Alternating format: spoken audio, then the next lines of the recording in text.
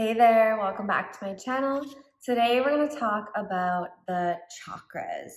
I really wanted to talk about this because on my Facebook group I kind of employed a schedule, and today is Tantric Thursdays, so it's going to be about anything to do with yoga and how we weave that philosophy into our real lives. So if you're interested in joining that group, be sure to check it out. I will link it in the description box below.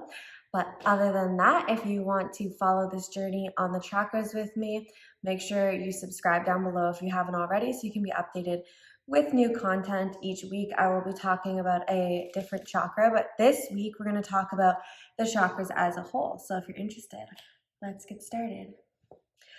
All right, so if you don't know about the chakras, let's dive deep into what they are. Basically, the chakras are energy centers in the body. There are 7 chakras. So the energy centers each represent different stages of our growth in life, and they embody different aspects of our personality, and they usually are affected by our growth and development during childhood. So we can have chakras that are blocked or more open than others, that are excessive or deficient. Oh, yeah, excessive or deficient. Sorry, pregnancy brain. And they are affected by how we grow up. So when we become adults and we can look at our behavior and our anatomy and our mindset, the way we take up space in the world from the lens of the chakras, then it actually gives us kind of like a roadmap to adjust and work with different energies in our body to align and come into alignment with who we are, and instead of having areas that are blocked and deficient or ones that are like way over excessive, if that makes sense. So excessive, you would think might be good because it's a really active chakra, but it actually could be a negative thing. Like for instance, I have a really active throat chakra. So it's excessive, and I think I'm working with it pretty well, that it's getting a lot better. But our throat chakra deals with speaking and our voice. So when my throat chakra is really excessive, especially before I had any awareness of this, I would lash out using words. I would constantly be spewing shit out my mouth, getting myself into trouble, not thinking before speaking, and basically using my voice as a way to purge. And that meant often hurting other people's feelings, saying things I didn't mean, that kind of thing. Whereas if you have a really deficient throat chakra, it'd be like not feeling okay to speak your truth, etc. So let's start at the base, and I'll give you a debriefing of each chakra just to start off, and then we'll go deep in the next few weeks. So at the base, we have the root chakra, which is anywhere from the bottom of your perineum, so the bottom of your anus, down your legs into your feet. It is represented by the color red, and it has to do with our earth element, so grounding, security, safety, our basic needs. So I don't know if you've ever heard of Maslow's hierarchy of needs, but there is a little bit of cross weaving of the two ideas, because our root chakra, our base, has to do with our basic necessities, our survival needs. Like we need food, water, shelter, and we need to feel safe. Like, was our body safe as children? Were our basic needs met? If you lived in a life where there was constant struggle to have, 3 meals a day, proper, adequate clothes, maybe moving from place to place, not always having enough money, that kind of thing, then that will cause issues in your root chakra. And even if you had the material abundance as a child, but you lived somewhere that there was constant threat to your physical well-being, that would affect your root chakra as well. So it has to do with your safety, your security, and your basic needs. Often when our root chakra is threatened, other chakras become overactive in order to make up for that. So then our next chakra is our sacral chakra, which is located in the pelvic bowl. It is represented by the color orange and has to do with our emotions, our sexuality, our desires, our dreams. So once your basic needs are met, that's when you can start to dream. You can start to look outwards for pleasure. And it's where our emotions are affected and located. So a lot of yogis will say that we'll work on our emotions through different hip poses. So, stretching out the psoas and doing like split type movements and things like that to work with the sacral chakra. And also, of course, because that area is where we create children, there's a lot of creativity and stuff of that nature that has to do with our connection to others and sexuality and desires that lie within that chakra, if that makes sense. So, of course, obviously, there are things that can affect this being closed or open depending on how we perceived emotions and sex during childhood and what kind of things we were told about it and what the messaging was there. The next chakra, the third chakra, is the sacral chakra, which is represented by the color yellow. It is the fire element. You can think of building heat in your core. So it has to do with our confidence, our ability to take up space, our self-worth, self-love, and action. It's a very action-oriented chakra. So having a really strong core and building up our stomach and low back area really helps to build that confidence, and it helps us to lift up. People who stand tall are more confident. And you think about someone who has maybe a really weak solar plexus chakra, they might be all curled in and their belly might dip. Like there's not structure there. It's like they're curled in on themselves. And if you are an action taker, constantly moving forward, action, action, action, that has a lot to do with the root chakra, the solar plexus chakra. But because the chakras are so complex and they all work together in our personality, you could be someone who takes a lot of action and still not have the confidence. So that's something to think about there. And then the next chakra, the fourth chakra, is our heart chakra. It's located right in the center of our chest, back a little bit. So there's a back gate and a front gate to the heart chakra. So you have to think of the spine and the sternum together.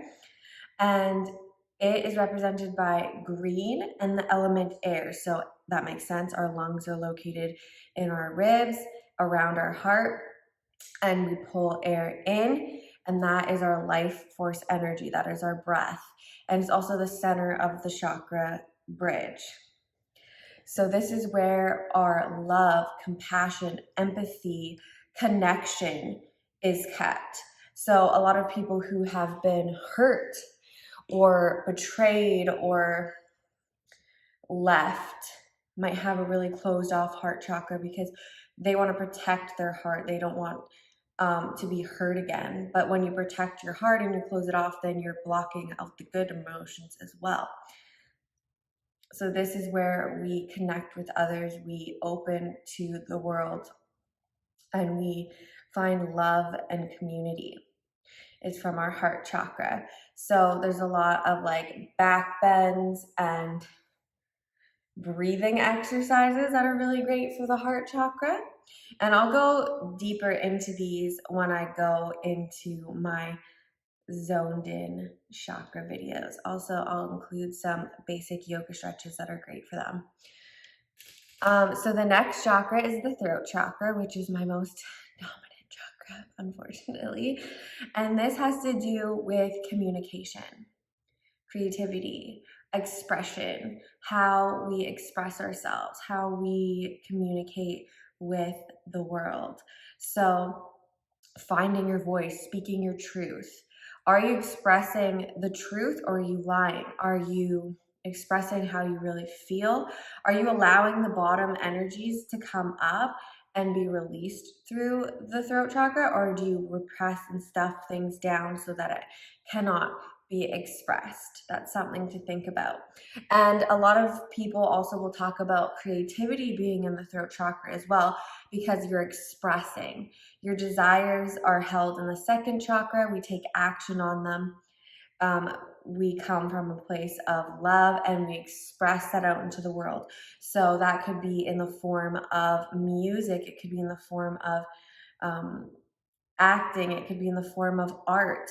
Even if you're drawing with your hands, it's still an expression of your creativity, of your vision. So it's bringing that and that to the center and expressing it outwards. I forgot, it is represented by the color blue, and it is the element of space. Maybe I'm wrong there.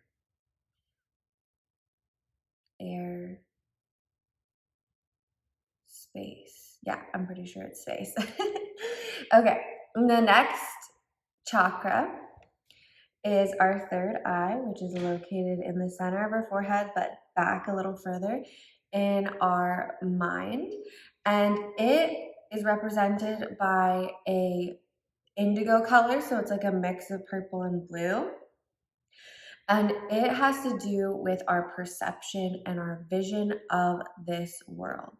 So, how do we view the world? If you have a really open third eye, you may even be sensitive to more than just what you can physically see.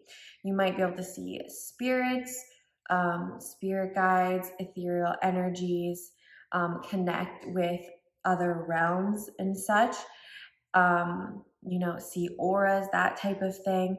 And if you have a really closed off third eye, you'll be very narrow minded, very stuck in your ways, and you will only see things through your own lens. There will be absolutely no way that you can put yourself in someone else's shoes and see how they see the world. So having an open third eye allows you to put yourself in other people's shoes and switch lenses to view things from different perspectives, so you're not totally narrowly focused with your own vision and your own beliefs. There's ways to open the third eye and increase your intuition. So, any exercises that are intuitive in nature and call on you to use your intuition instead of your logical mind will help to strengthen and open the third eye. Then we have the seventh and final chakra, which is the crown chakra. It opens at the crown of your head. It is represented by a thousand-fold lotus. It's like opening to receive energy from the universe, and it is like a purpley white color, or represented by white in general, and it's because it is open to the heavens, open to spirit, open to divine consciousness. So it is the ability to receive knowledge, to receive information, not just in the form of words and books, but in the form of universal intelligence. So when you meditate and you think of aligning your chakras, what the idea of meditation and the idea of yoga in general is to come into center, come into alignment so that you can open the crown chakra to receive messages, receive intuition from your guides, from the universe. Now, all of these chakras can work together when coming into center, coming into alignment. But when there is even one chakra that is deficient and closed off, it causes kind of like a bottleneck of energy, and it's hard for the energy to move through in an even manner. Like if you were to think of the chakras as a highway from earth to heaven, and you have big blocks, it's like a big traffic jam in that area, so the energy doesn't flow smoothly. And yoga really helps with this. It helps to release energy in certain areas. Reiki, body work, breath work. This is all a way to focus and release energy from certain centers so that there is a smoother flow. So you can receive information, bring it down into the heart, decide what is for you, what is going to bring joy and love.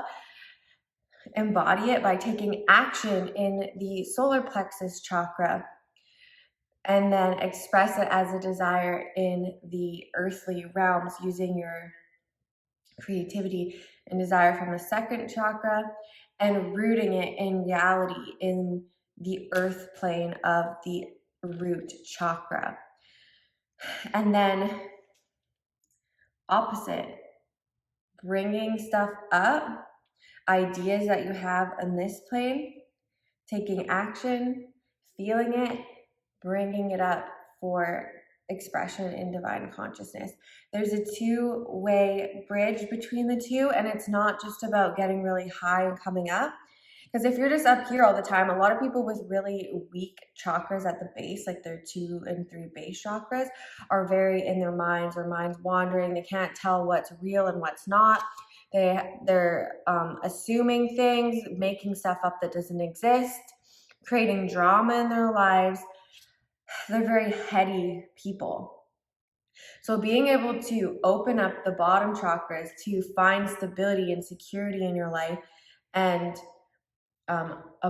express your emotions and things like that, it helps you to release some of the excessive energy up here and bring it down into the earth plane, so you can manifest, so you can actually bring things in that you think about and see them in your reality, instead of just dreaming about them all the time. So I really hope this helps as a quick review of the chakras. Be sure to comment down below if you have any insights or wanted to add anything or have any questions. And subscribe down below if you haven't already, again, so you can be updated with the new chakra content. I have chakra yoga videos as well. So they have themes for each chakra to help release energies in the centers that might be a little bit lacking. So if you want to check those out, go for it, and we'll see you in the next one.